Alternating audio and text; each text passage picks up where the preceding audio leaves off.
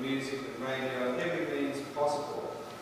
And apart from that, apart from wanting to use all of those mediums as a vehicle, I love popular culture.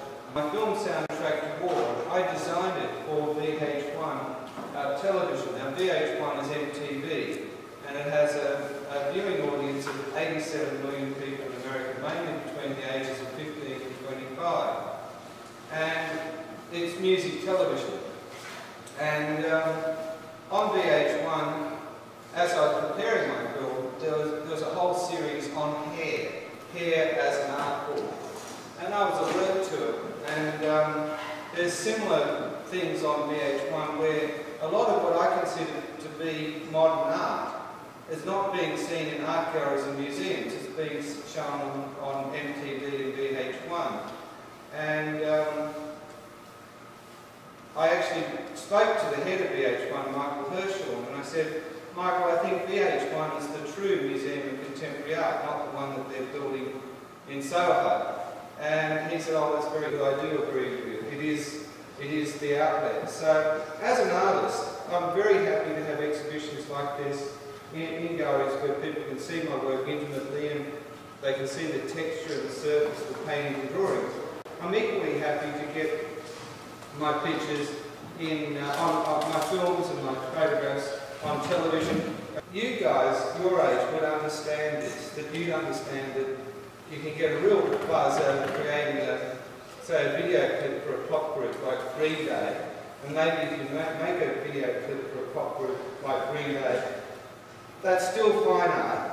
You don't have to then pass your clip through the Museum of Modern Art. If you get it on VH1, that's enough. That is modern art. And that could be a wonderful ambition to do that. You can reach a lot of people. I am talking to Green Day at the moment about doing a clip with them.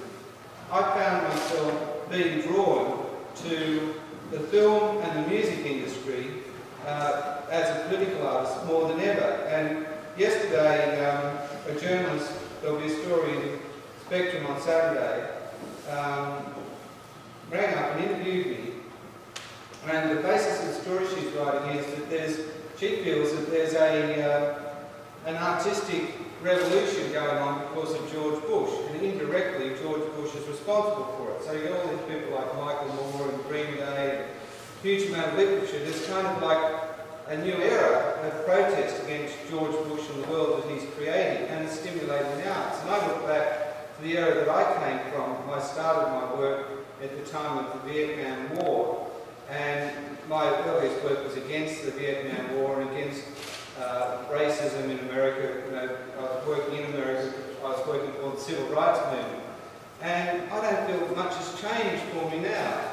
In those days, it was undoubted. You know, it's absolutely everyone knew that Bob Dylan and John Lennon and these musicians were having the biggest anti-war voice, more than any visual artist that I can think of, any writer or any filmmaker. And I think this is still the case. I just spent a week in Detroit with Marshall Mathers, with Eminem, and he's working on his latest CD. And I was doing one of my big drawings in the studio, and we were talking all the time about John Kerry and George Bush and the way America's going. And I realised that Eminem, he'd come from blue-collar, poor. His studio is still in 9 Mile, which is near 8 Mile. It's still in a desperately poor area. He doesn't have any affectations, although you might think he has. His studio is still the same as it was 10 years ago. There's still just one little toilet there. He lives on takeaway food and keeps everything simple. But having spent a lot of time with Michael Moore, my work's in Baghdad 9/11, and then spending time with Marshall Mathers and Joel Martin and Louis Resto and the Bass Brothers and all the people in that circle of people who are working with Eminem on his latest album. They were the most politicised people I've met in years.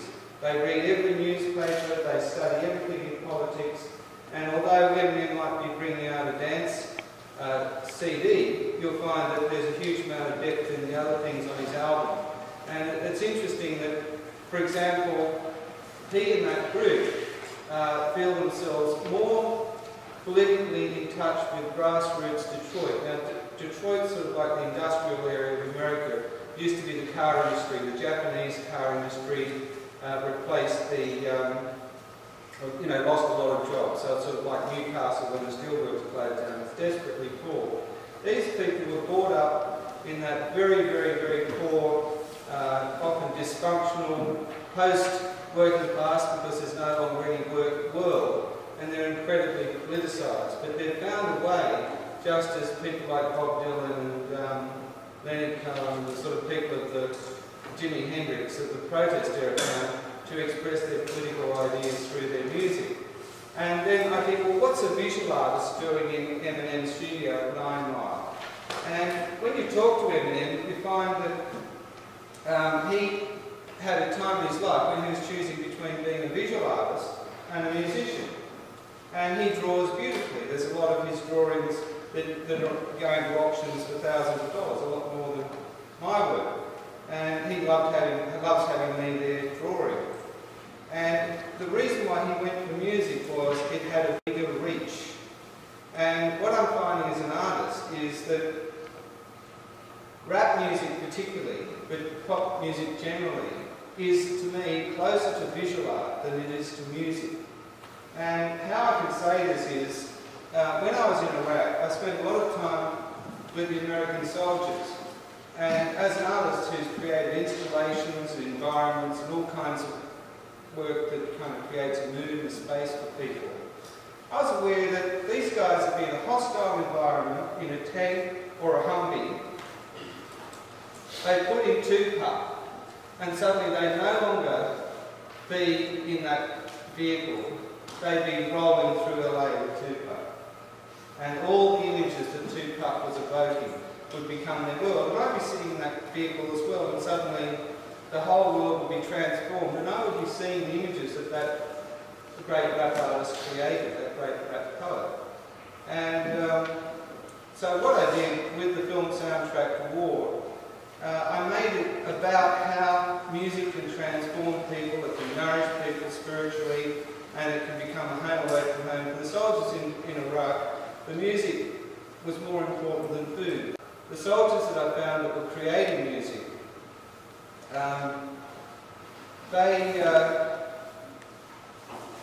they all told me that the America that they came from was more dangerous than Baghdad, and I found that absolutely incredible. That these soldiers could say they were safer in Baghdad than they were back in their hoods. So I've just been to their hoods. I've just been to, for example, Little E, who's one of my rappers, neighbourhood. And as soon as you get there, kids pull up their shirts and show you the bullet holes. As you go in there, the first lots of buildings you see are all derelict with the windows out and there are machine gun holes in the walls. And even me, who's a war journalist who's covered many, many wars, I knew that I was in a very dangerous place. So the way out of that is to join the army. And in the army, they feel much more secure.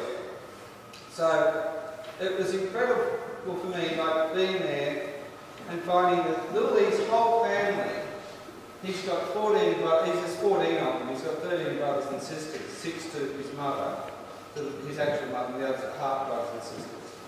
Every one of them is an artist. One, Alton, wants to be a filmmaker who draws, and he wants to work with me. I'm actually going to use him as my cameraman now. I'm going to train him as a cameraman.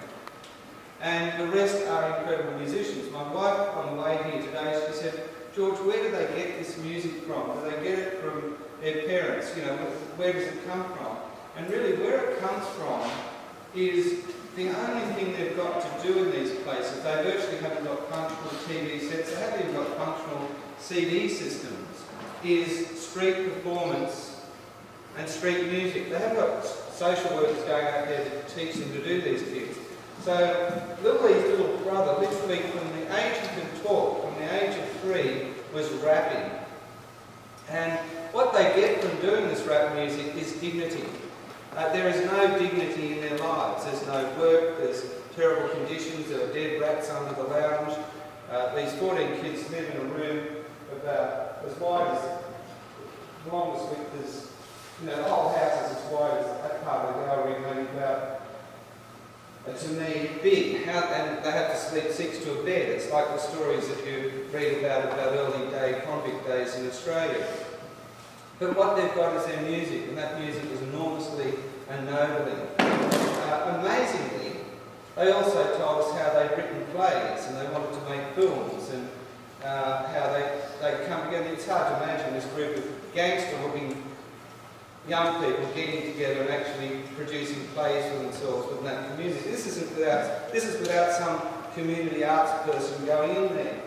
But the reason why I told you all about this interest in pop culture and music is that is what this exhibition is about. It's full of it. Like, for example, there's a shop in Dress, and it's called Religious Sex. And the guy that runs the shop, he's just had to close because he had wonderful window displays, but no one ever bought anything. But everyone enjoyed the window displays. And that dress, which looks like the dress for the Red Harlot of Apocalypse, it's like a red demonic dress with red demon wings and leather.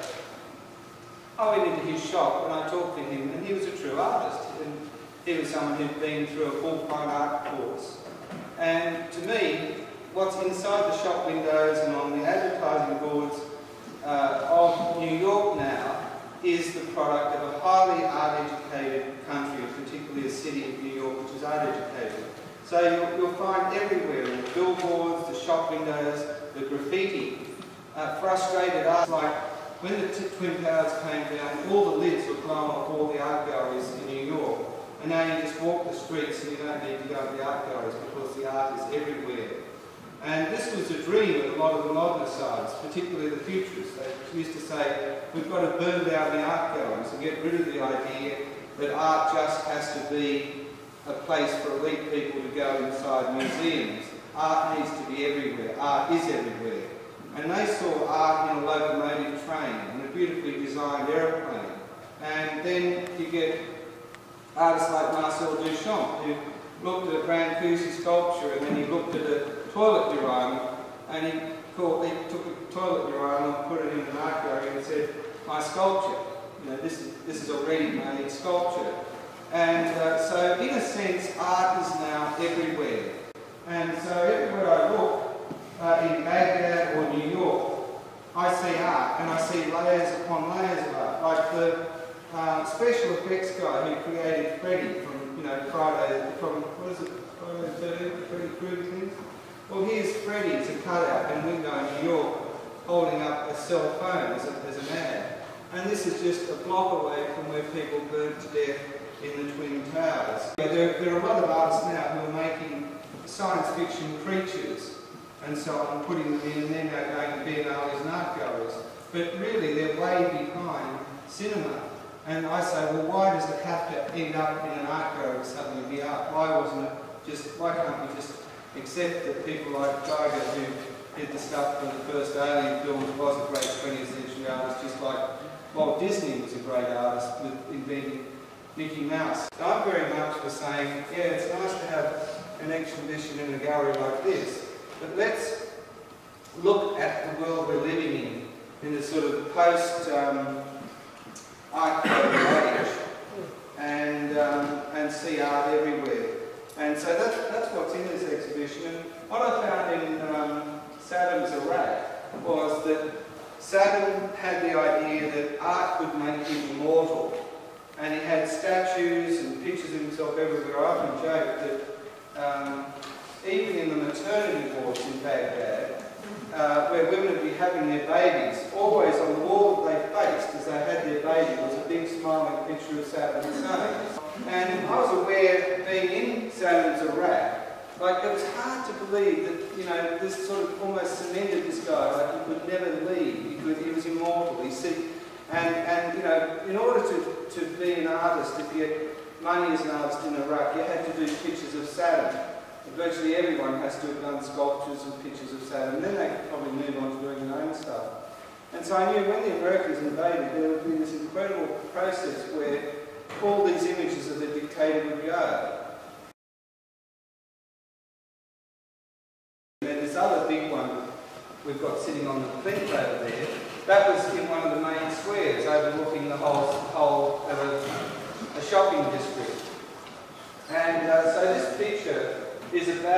largely about the disintegration and vandalisation of Saddam.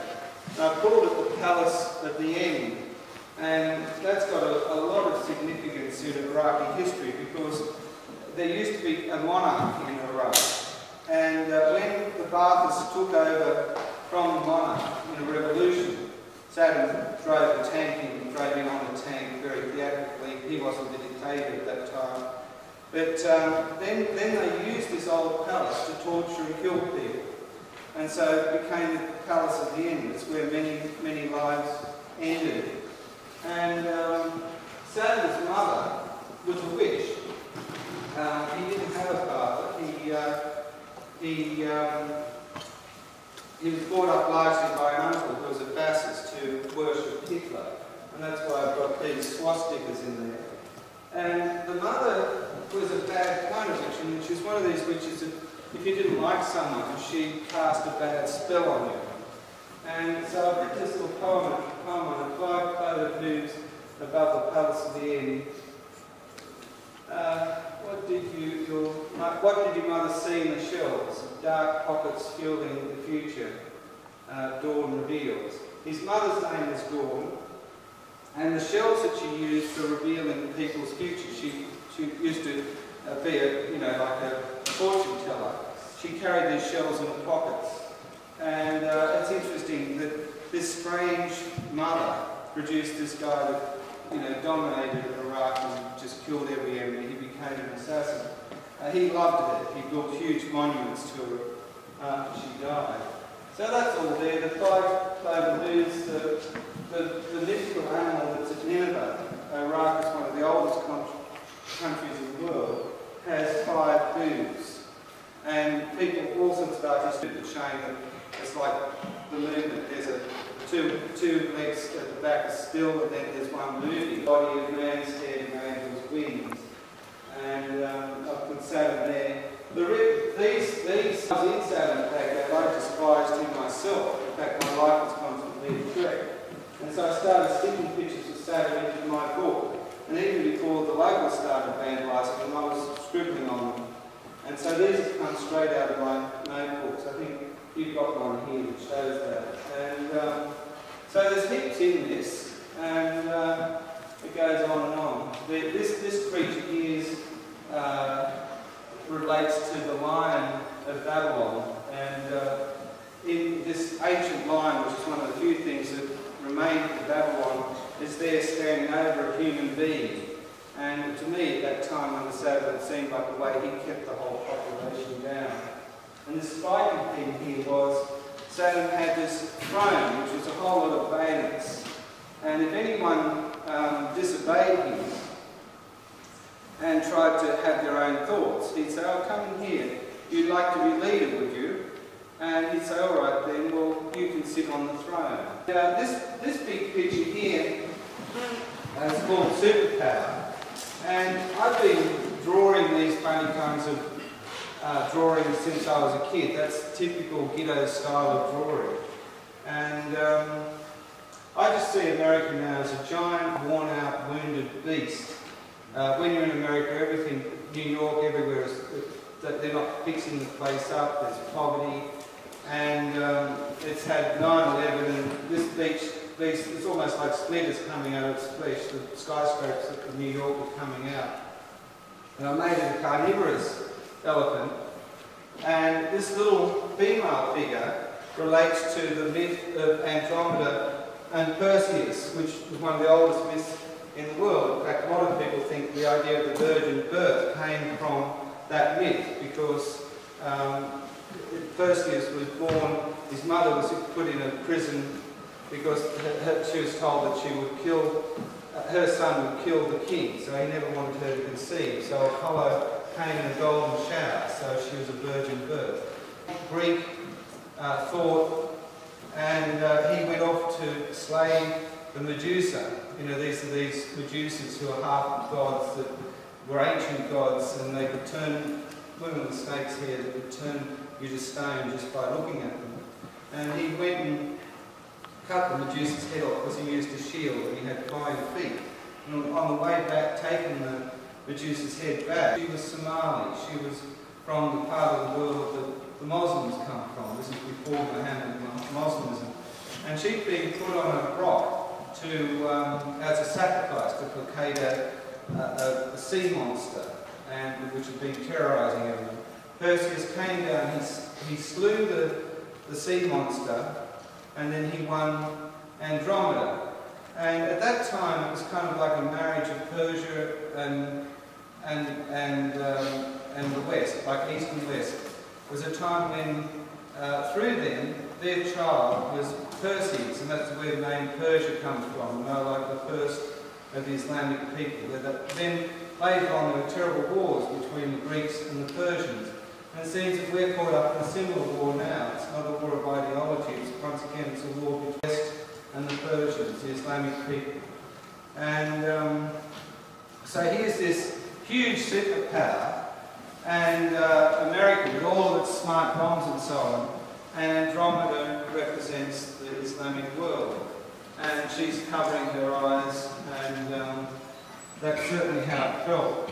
And what's behind the elephant is there's a vast dump. And America's got all of Saddam's huge junkyard, and this junkyard is like an ocean of military hardware. It's like that scene in the first Terminator film, you know. And so that's behind it, and then below that is New York. Because I feel that America's bogged down there, and that there is no exit. And also there's Cubist art and pop art.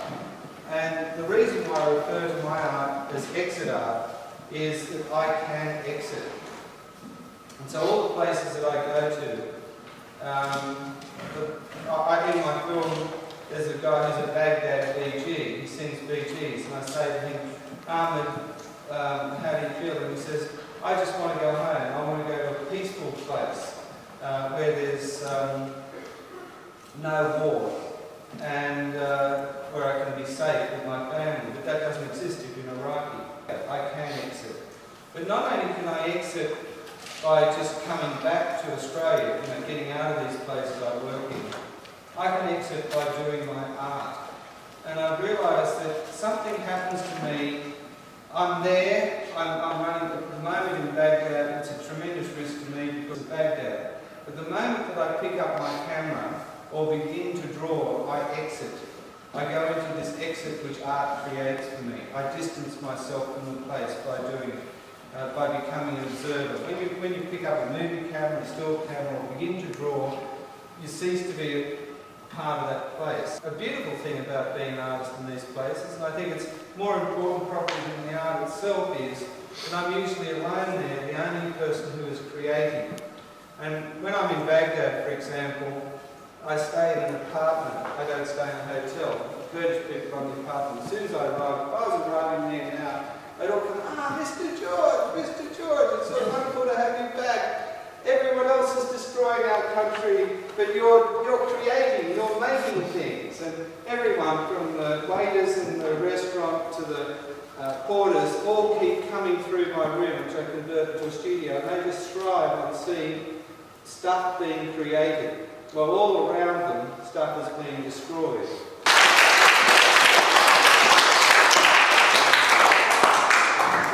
So there's some questions that we would like to ask.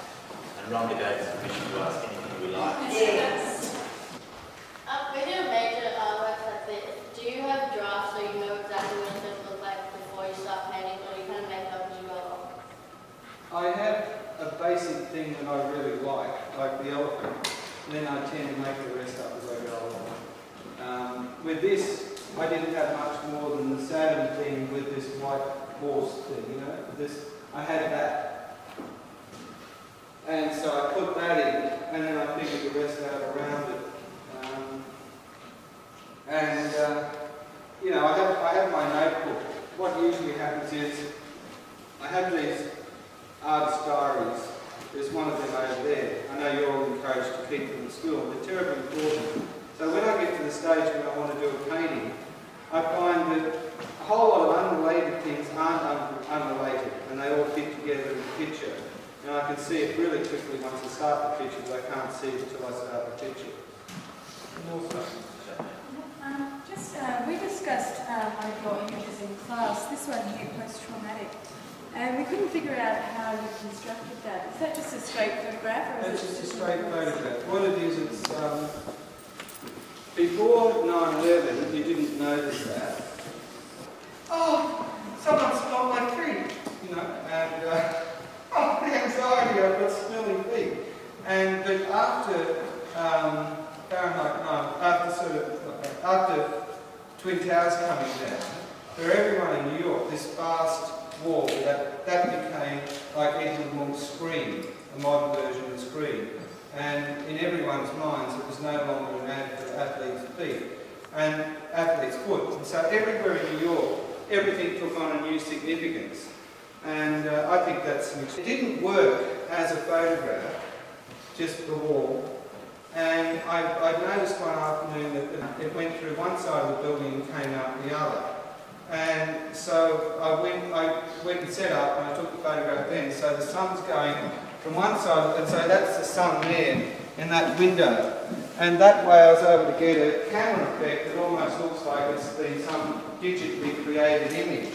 But if it had just been a bland photograph of that building with sunlight on it rather than sunlight coming through it, it wouldn't have had that peculiar look.